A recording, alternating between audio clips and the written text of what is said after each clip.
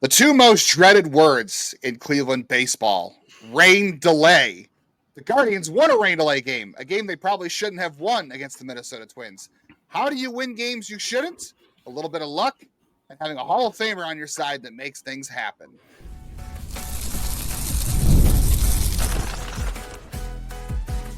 You are Locked On Guardians, your daily podcast on the Cleveland Guardians.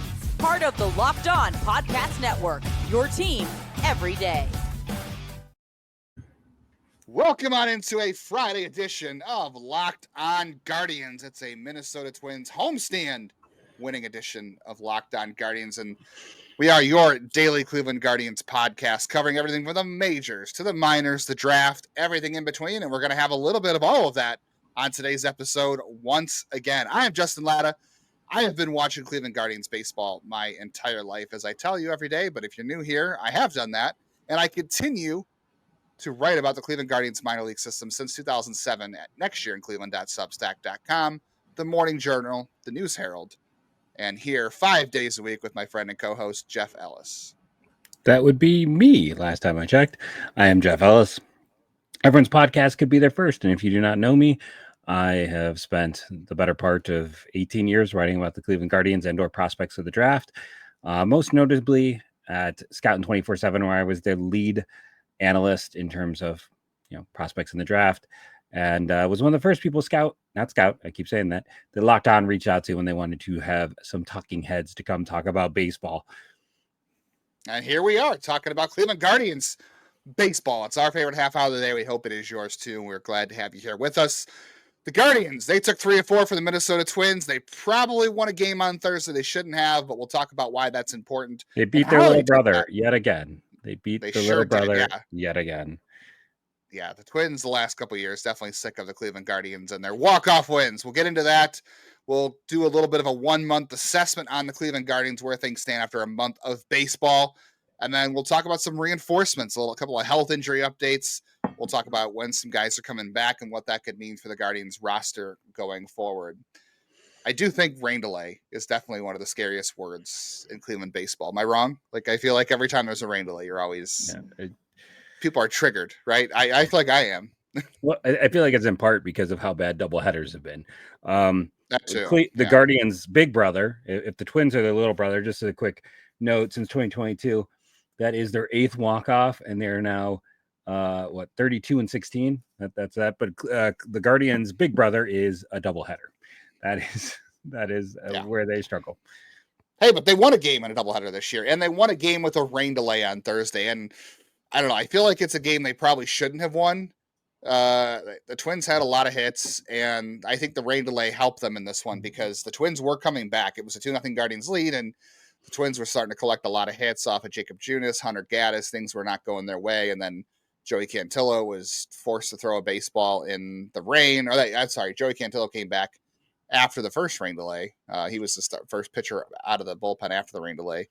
And they had the second rain delay. But yeah, Joey Cantillo throwing the ball in that rain delay, I felt bad for him because they should have pulled the tarp a lot sooner. But The Twins had a little momentum. The rain delay stopped that. The Guardians were able to get out of trouble and win the game. And yeah, I feel like the rain delay had a little bit to do with it. But how do you win games that you shouldn't win? The starting pitching, Ben Lively, was good again. That was 3 days in a row of really good starting pitching. That is the best thing to see from this team right now. I know everybody wants to score more runs, but you know what?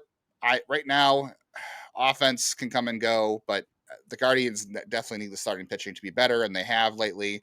The defense has been much cleaner lately. Those are all things that are going to help you win games. So the offense doesn't have to score 6-7 runs a game. That's the hard part. This offense isn't going to do that. So you have to have good starting pitching and good defense. They had that in this game. The bullpen, though, was leaky. It gave up some hits and some runs in this one.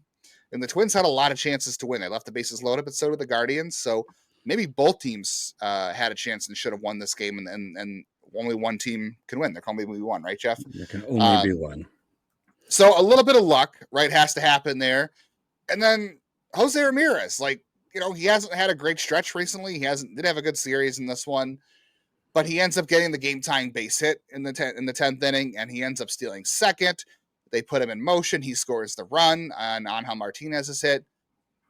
When you have a guy like José Ramírez who can steal 250 bases for your team, not in a year, but in his career. He has 70 steals now. It's really good when you can win games when Jose's not contributing. He didn't a lot this week, but he did in this one. Had the game tying hit, had the game winning run, and that's how you win games. You should. You have a little bit of pitching, a little bit of luck, and you have a Hall of Famer who gets on base when it matters and steals the base and starts in motion and a little bit of guards ball. That's what it is, right? Yeah, it's one of those situations. I was just trying to look. He is fourth all time behind Lofton, Vizquel, and Terry Turner, who he's 5 behind. Not Timmy Turner, but Terry Turner. But yeah, the thing I'll say is, yes, the Twins had more hits, but the Guardians walked a ton. This was definitely an Aerosmith themed game. They walked this, that, and every way in this one. And that's they're able to use that to their advantage. The Twins only had 2 more base runners in this one, in spite of having all those hits because of it.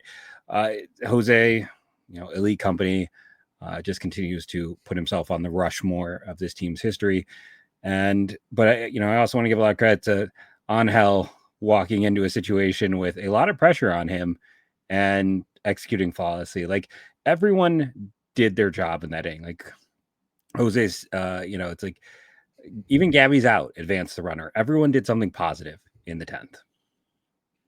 Yeah, Quan ends up scoring because Gabriel Arias gets a ball that was way outside. He hit to second base and technically was kind of a bunt, I guess, the way you look at it. But he advanced the runner. Jose hit him in. I'm a little surprised they didn't just walk Jose, but that there is that. So maybe the Twins deserve a little bit of a loss for not just putting him on with one out there, but oh well. And they ended up putting Manzardo on. They ended up putting Nolan Jones on at some point with walks too. They really needed every guy in this roster in this game. They needed Angel. They put Gabby at short, who started the game at second. They had Daniel Schneemann in this one. Will Wilson had a hit. And then they even had to go to Colby Allard in the 10th inning because of how the rain delay just knocked a couple guys out. And Colby Allard, he gave up a run. It is what it is. It was a sac fly. But it was kind of a 26-man effort in this one. Like, everybody had to play. Bo Naylor even had a pinch hit. It wasn't a great pinch hitting performance. He had the bases loaded. He had a chance to win the game and had a very ugly at bat against Johan Duran. But just need to put it and knock it into the outfield. That's all you needed. Yeah. So, but everybody in this game pretty much played out. Like, short of like Clase and Cade Smith, I think almost everybody appeared in this game. Santana, right? Didn't Santana? Yeah, Santana got the day off. He was the last guy on the bench. Yeah. You're right. Which, kudos to Stephen Vogt. I thought that was good. He needed a day off. He wanted Manzardo in the lineup. Manzardo had the first RBI of the game because Manzardo has been knocked out of the game a lot with Jose DHing on a day game after a night game, and they usually have Santana at first, but Manzardo DH'd and had the first RBI of the game. So good to see him in there as well. Sorry. I just thought for a moment there that you were like going to continue with your thought. No, I agree. The nice thing with Manzardo is, again, how he continues to defy expectations for me, which is he's just walking so much. Like, the 2 walks, he's the only one who reached base 3 times in this game. I think him and Gabby Arias are the only ones who reached base more than once. And everyone who started reached base in this game outside of Rocchio. So it was again, a complete performance. You'd love to see the bullpen be a little more effective, but it's hard. It's a rain delay. I'm not going to take too much data from that because that messes with pitchers more than it messes with hitters. And, it's about execution. And right now, like, the Twins have not been a good team this year. Ty France owned Cleveland this weekend. I feel like every time that dude, he hit like 800, but he kept getting thrown out as well on the base paths. But Cleveland just executed better. The Twins had opportunities. They didn't always execute. Cleveland executed, and that's how we're talking about taking 3 out of 4 games. I was just kind of curious to do a standings watch early on, and I forgot to do it before. So they're, a game back of the Tigers, who have been on a heater themselves, but their .581 record is the same winning percentage as the Yankees, who lead the East, and it's the tied for the 3rd best winning percentage in the American League right now. Yeah, not too shabby overall. I'm glad you brought up Ty France too, because I wanted to point out one more thing that Stephen Vogt did really well in this game, besides keep Manzardo in the lineup, was Ty France came to the plate. He was 2 for 2 off of Ben Lively. It was the 6th inning, and Lively was pitching good. He didn't have anybody on, but so Vogt went to the bullpen, brought in Jacob Junis, and Junis gave a hit to Ty France, but I was like, this is a great spot to take Lively out in because he was pitching well. People might say, well, leave him in, but Ty France has had his number all day. He's had the Guardians' number all series, and facing him a third time after being 2 for 2, probably the right time to pull Ben Lively. Like I said, Junis gave up a hit anyway, so it didn't actually matter, but it's a good process, and I'll take the good process that is going to lead to good things eventually. I don't know. I think the rain delay did mess with the hitters a little bit. I think it did throw off the Twins offense because they were getting a lot of hits there before the rain came, and they tied the game up. So I was just waiting for them to call the game and make it official at 2-0 and say I was as well. I was hoping that was the case, but the Twins came roaring back and the bullpen was giving it up, and the rain came in and the Twins offense kind of soured. They left some runners on. The Twins offense has been souring all season. So I don't know if it's a rain delay or like outside of game one, like that's a team that's offense back.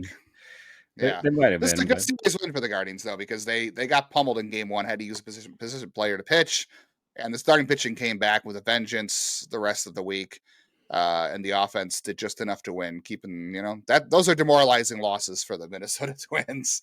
The Guardians have not had too many demoralizing losses. They did have a couple blowouts this last week, we'll say that. Where are they 1 month in? We'll get into that, how we feel about the Guardians after, 31 games of play now? Coming up here on today's Locked On Guardians.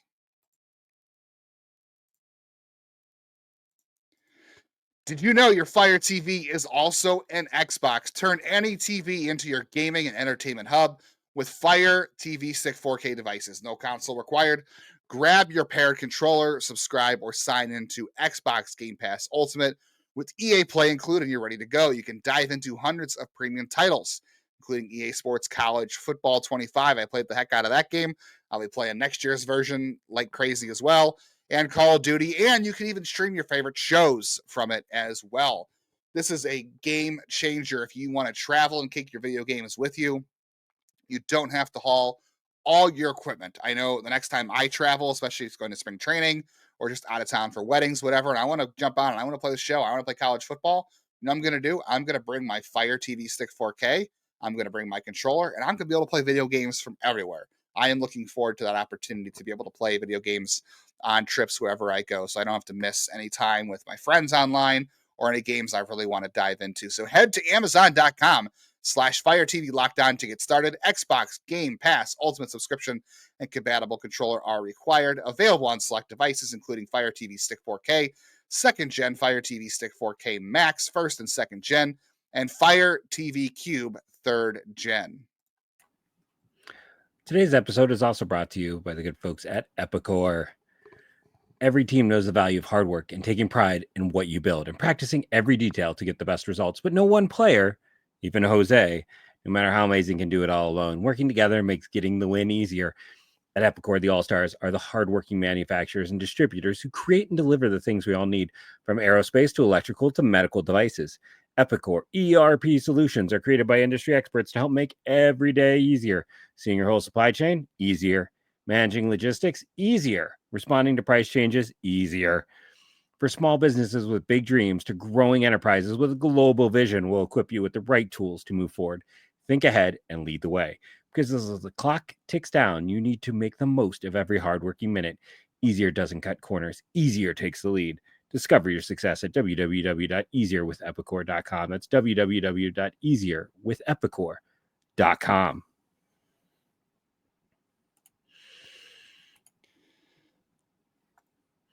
We are officially 1 month plus into the Guardians season as well.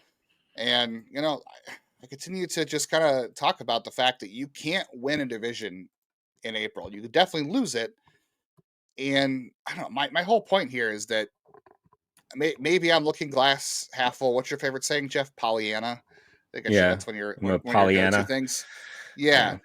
Look, I've seen a lot of talk online about like the Guardians have a negative run differential and all this stuff. And yeah, when you have two really bad games, of course, you're going to have a negative run differential. Yeah. And I think that was, I want to say between the two blowouts they had, it was minus 20. So whatever their run differential is today, I know it's still a negative, but and then take that one Padres game as well, and I bet you it's positive. Like, because they had that one Padres game that went sideways. It's like 3 bad games can really shift this early on. Yeah, the Padres scored 19 runs against them, and the Guardians scored 4 total. So yeah, that was an ugly one too. And the Red Sox outscored them by 13 runs. And the Guardians, even though they won the series 3-1 against the Twins, the Twins still scored 16. The Guardians only scored um, or scored 17. The Guardians only scored 10, so 11. So yeah, they've been outscored by some of their series. But yeah, those two blowouts really loom large in this one. So I'm not as concerned about the run differential. Like obviously you'd like it to be in a positive place. That's always a good indicator. But like the Royals have a +5, and I don't think they're playing that great. But maybe that's a good sign for them. I don't know. My thing for the Guardians is going to continue to be this. They haven't played perfect baseball, right? We've talked about Emmanuel Clase struggles. He's been a little bit better lately. The starting pitching has been horrendous at times. It's gotten better lately. The offense, you really have to rely a lot on Jose and Quan, and then hopefully Manzardo, and everybody else kind of has to step up in spots. Quan had a bad series against the Twins overall, and they Just still one won hit 3 or and one 4. walk. Yeah, and Jose really only had one good game. Like honestly, outside of the Angels game where he had 3 home runs, Jose has not had that hot streak this year at all. Like he has not carried this offense at all. So when I look at those things for the Guardians through 1 month, I think, okay, all those things could happen. Like we've seen the flashes from the rotation, right? We've seen the dominance from Luis Ortiz. We know what Tanner Bibee can do. Gavin Williams has had flashes this year, right? He's had some bad ones. He's had some flashes, and the bullpen overall is still good. Like I think I feel good about where Emmanuel Clase is going. I think he'll get it back together just fine. When I combine all those things together, I think, okay, all those things could happen. There's a good probability of most of those things happening, like Jose going on a heater, Clase getting better, Gavin Williams getting better, Luis Ortiz being more consistent. Like when I know all those things are possible, maybe not all at the same time, but in different spurts where you need them the most, I still see the potential in this team. Like I still think that even though they have a negative run differential and things maybe haven't gone their way, they're 18-13 after basically 1 month to play. And those things could still get better. Now I understand like things could not get better. Like I have to, there's a glass half empty here, but I don't know. I look at those things and I think, okay, all those things are possible. We've seen all those things in these players before. I think good things are ahead, even though they haven't played. I mean, the defense was bad early on, remember? And that seems to be getting mostly better right now. Like all those things should go in a better direction for them for the most part. Yeah, I agree. And listen, there's always for me the specter of like, I don't know how Gabby can maintain this, but I'll say today's game was positive to see him do 2 more walks because that's not his thing. He's probably the guy I'm most worried about regressing. There's a lot of guys who I think are going to improve, but he's the one who scares me in terms of regression. So when you look at that, it's not like this is a team where there's a bunch of the Yankees have 2 of the top 5 hitters in terms of BABIP. Talk about regression, that's coming. Cleveland doesn't have that. There's not a lot of guys who are being overly lucky. I don't think there's actually anyone. If I go and look at the data, I'd have to go double check. Last time I checked, there was no one. They're one of the worst teams in terms of batter luck. Like all these things that show that they've underachieved, that really the baseball gods have not been on their side in terms of luck, and the pitching's inconsistencies. This is just they survived their ace having the lowest WAR on the team until his last start. Their closer imploding, their bullpen struggling across the board. Jose having a wrist issue and being not quite like they've had a lot of stuff go sideways, and they're 18-13. And run differential, it is a good stat, but like any stat, this early on, it just doesn't paint a full picture. So yeah, I think this is a playoff team. I do. I talked in the offseason. I don't know if they win the division because I thought Detroit's going to be tough, and Detroit has been tough. But I still think this is a playoff team. I think they have shown all the reasons why. And again, they've done it while overcoming a lot of adversity. And I mean, outside of Quan, no one's really had a heater in the early going. Yeah, I mean, Quan was great, obviously, against the Royals because he always is. He's had some really strong games. They have had different guys step up. Like Manzardo was really hot early. He cooled off. He's still been a very productive hitter for them. Carlos Santana, maybe now that we're in May, he'll get things going. We'll have to continue to have those conversations about whether or not Father Time is catching up, or it was just a slow start that'll keep coming into focus. Lane Thomas gave them absolutely nothing. Like, he's been hurt, but thank God you had Angel Martinez, who's been fantastic. I'm positive that negative regression is coming for Angel Martinez because he is carrying the highest BABIP on the team and doesn't walk, but he had the walk-off hit in this one. So, like, you just need all those things at different times. Like, that's how you win games you shouldn't win, and that's how you survive things that are tough like that when you have guys like last year. Tyler Freeman's only good month came the month that Stephen Kwan was out, right, with the hamstring injury. That was the best month of Tyler Freeman's career, and then he hasn't done it again. Like, that just was a good thing for them. The Guardians, I mean, they had good things happen. Like Angel Martinez, Gabriel Arias has been a consistent performer. We'll see if he gets more time at shortstop. Like, they've had guys step up when they needed them, especially this week with Jose and Kwan not having great weeks. They still won this series. So as long as different guys continue to step up, I mean, this is a team that has to win with, a 35-man roster because, they've already been pushed in terms of injuries, right? Like, the injuries have not been good to them in terms of pitching. Like, they started the year with McKenzie, and he was a dumpster fire, unfortunately. And they've had other pitchers go on the IL, like Paul Sewald, and, like you said, they're still 18-13. No, and I had it and it went away. Downside of being old. I had a real fun point, but it just do you remember? In my head. You remember when the Guardians, they were the Indians back then, and 2011? They were 30-15 after 45 games. I do. And they were playing out of their minds. Like, I was convinced that team was going to the playoffs. Like, they were hot. This team has not resembled the same hot streak as that one. Like, that team had a lot of guys overplaying, though. That's one of those you can go back in history and be like, this is why. Oh yeah, Derek Lowe at age like 40. Yeah, yeah, it was. I pitching his butt off. Yeah, when you look at this team right now, it went away. I had a really good point. Why don't we come back from break and see if I can remember what my really good point was? Don't get old. That's my first point. Don't get old, because then you're sitting there with a point in your head and then it goes away. Yeah, perfect for podcasting. All right, we'll talk about Jeff's point if he remembers on the other side of today's Lockdown Guardians. And we've got some injury updates to discuss, some positive ones. Look at that. Good things are happening. We've got some medical updates that are good for Cleveland. We'll talk about that and when more reinforcements are coming for the Guardians on today's Lockdown Guardians.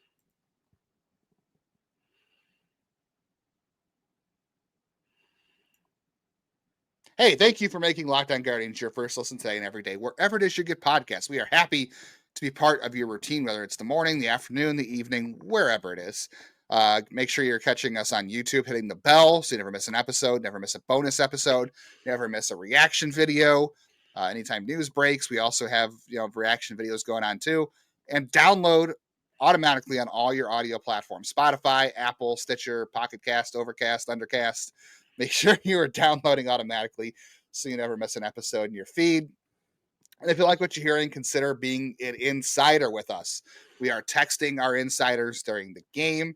When news happens, we give them the news first. We're throwing some bonus content into the Google Drive for our insiders, including Jeff's draft stuff, my prospect content, some bonus stuff, episodes. All that kind of stuff is there. So that is joinsubtext.com/LockdownGuardians to be part of that fun family group over there. All right, Jeff, do you have your point, or should I move on to our first injury update of the day? I don't remember what my original point was, which is a shame because I got really excited because I really liked it. But I'll just go ahead and throw out this one last point to piggyback off of yours. When it comes to health, it's I want to say too, we talked about all the guys on the roster who's hurt. It's also all the guys not on the roster who's hurt. Like, they've really been pressed this year, just from top to bottom, in terms of what they have had to go through. And thankfully they have a lot of depth, but yeah, I'll see if it comes back to me. I don't know if it will. Final point again, don't get old. Find a way to avoid it if you can. Getting old means you're living, so that's still a good thing.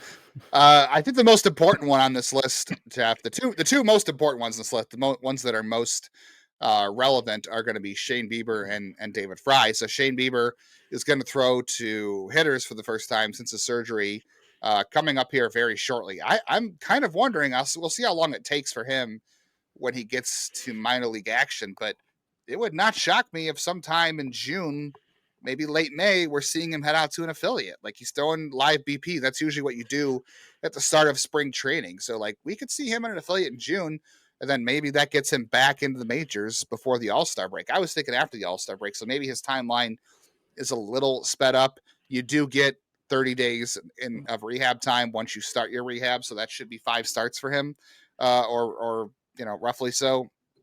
He probably will need all of them, but I don't know. I'm hopeful that maybe we're talking beginning of July. My question though is, and these things always work themselves out, is who's going to go from the rotation? Because like right now, you're not moving on from Tanner. You're not moving on from Gavin. You're not moving on from Luis. I don't think Ben Lively's going anywhere. Logan Allen's pitched pretty well, but that seems to be the guy, but we'll see about that. And then David Fry is also going to start a game progression here soon. And we've already talked about that at length is where he fits on the roster because he you got unfortunately Manzardo. doesn't. Yeah, you got Manzardo and Santana, and they're not going to Santana's not going anywhere anytime soon either. And again, these things always work themselves out. But remember, David Fry can only DH this year. So I'm really curious to see how they fit him back on the roster because it looks like he could be back sometime before July, which in theory should be a good thing. And I think it could be because he at least hits lefties. But fitting a DH only on the roster is going to be very tough considering their construction right now. Yeah, and honestly, like they don't need another guy who hits lefties. That's kind of their forte now. It's also a bit of a niche because there's so few lefties compared to righties. Like don't get me wrong, I'm not saying David Fry never fits on this roster. I'm just saying right now when he cannot play a defensive position makes it difficult. That's more what I should be saying. Because it's hard to carry 3 first basemen / DHs. Yeah, because then he can only DH like a day or two a week and becomes kind of a glorified pinch hitter. But he pinches for a guy that you have to replace in the field, or he pinches for the DH and stays in there. So that does kind of limit things. But I don't know. I'll take the bat in the lineup regardless. Just I'm curious how they make it fit. That if this isn't just a bad start for Santana and this is Father Time, then you do have the option of David Fry at the very least. We'll see how much he can really handle. I'll be curious to see about Shane Bieber too, how they handle that when he comes back. I still am not sold on Fry as more than a platoon bat. So I guess that's also where I am because a year ago he couldn't hit righties after that hot month. So I'm still. Well, you don't have to DH him. You don't have to DH him every day. You have other I know. But I'm kind of curious to see what he can do. And then I agree with you on Bieber. Like his eminent return is, well, I guess maybe not eminent. That's probably the wrong word. But like, I do think I'm betting faster than you think. June, and then we'll see when in July he can. But the caveat I do want to put on that is when guys are coming back from Tommy John, their command can take longer. And we have seen at points Shane have moments where he struggled with his command in the past. It's not all that often. It is typically a strong suit, but you can't always be sure that he's going to come back the same he was.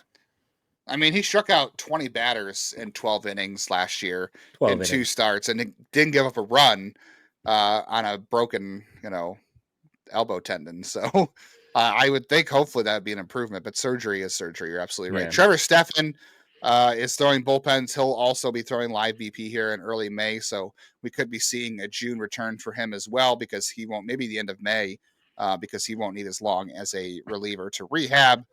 I know some people have been asking about Daniel Espino. He is throwing bullpens right now, and they said he's responding well. So the fact that he's throwing without pain is the best news Daniel Espino has gotten in a couple of years, honestly. The next phase for him would be transitioning to live bullpen or live batting practice. So there's no timeline for when he's going to get there, but he is throwing bullpens. So the fact that he's throwing bullpens and hasn't had to be shut down with any pain at this point is a good thing. Obviously, we have no idea how the stuff looks and how it's going to play and what everything looks like. But the fact that he's throwing pain-free right now is the best news he's had in a couple of years. And then he's still got 2 options left, even though it feels like he's been around for forever. Yeah, he's only been on the 40-man for a year. Chase DeLauder, 7 weeks post his surgery. He is taking batting practice and doing baseball stuff right now, so he should be getting game activity sometime in the month of May. I still think we're talking about a June or July return for him as well. And then Andrew Walters, he has been shut down for a couple of days. He will return to activity in 10 to 14 days. He had a right forearm elbow inflammation. I don't love that. hopefully when he comes back, things are okay, but I don't necessarily love that. Yeah. Everyone wants to go. Listen, people have been making fun of the cough. I went to the doctor's today, and when I came back, the doctor was like, "Yeah, we don't know. We're going to try these 3 different things and see if anything fixes your cough." That's what just happened to Andrew Walters, and that doesn't ever feel good when they're like, "We're not sure. Let's try this.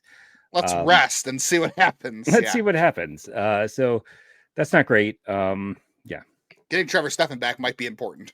Yes, getting Stephan and Sobrowski back as well, who's going to resume pretty soon throwing after his cortisone shot. But I still don't love, hey, 7 weeks after a shot, let's see what happens. Not to mention he's a 2 Tommy John guy too already. So yeah, those would be nice guys to get back in the bullpen for sure. More like, I think right now, Stephan is the more likely guy. I hope Andrew Walters doesn't need Tommy John, but we'll see what happens when he comes back. And they said 10 to 14 days. So it's going to be another 2 weeks for Andrew Walters at this point. It is not going to be that long for you to listen to the next episode of Locked On Guardians. We are going to be back on Monday. We'll talk about the Monday morning headlines from the Toronto series. We'll talk about the National Series ahead. We'll dive into some minor league stuff next week, as well as we always do here on Locked On Guardians, because we have you covered every single day. Hey, tell a friend about Locked On Guardians. We are here every day, like we said, covering the Guardians from the minors to the majors and the draft, everything in between. We got you covered for all Guardians talk 5 days a week. And we appreciate you being here with us every day. Shout out, by the way, I'd like to shout out, if I don't mind, real quick at the end. Garrett, who was my HVAC tech today, he came over and fixed my air conditioner, said he listens to the show. So that was cool, Garrett. And shout out to Taylor, who I know listens. Yeah, Taylor, my buddy Taylor listens every day. So appreciate Taylor tuning in as a loyal fan and every dayer. That's great. I'm sure we'll also have some Jimenez talk after this Toronto series. So, Miles Straw and Ernie Clement and who else? Nathan Lukes is still there, right? It is Cleveland North. That's a deep Toronto. Cut. It is a Cleveland North up there in Toronto. Thank you all for joining us. Remember, rate and review, download daily. It helps. Doesn't hurt. It helps. We appreciate all of our everydayers and everyone who listens. And as always, go Guardians, go.